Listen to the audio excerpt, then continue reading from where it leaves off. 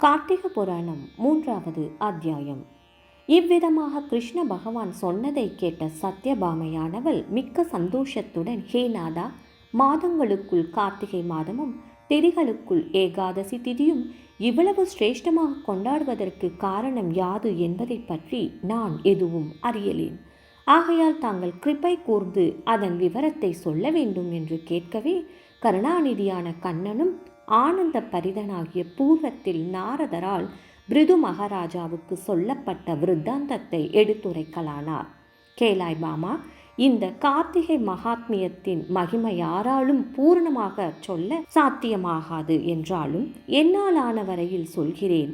இந்த கார்த்திகை மகாத்மியத்தை கார்த்திகை மாதத்தில் எவரொருவர் பக்தி சிரத்தையோடு ஒரு அத்தியாயமோ அல்லது ஒரு ஸ்லோகமோ வாசிப்பானோ அவன் தேவகணங்கள் கொண்டாடத்தக்கவனாய் ஸ்வர்க லோகத்தில் சென்று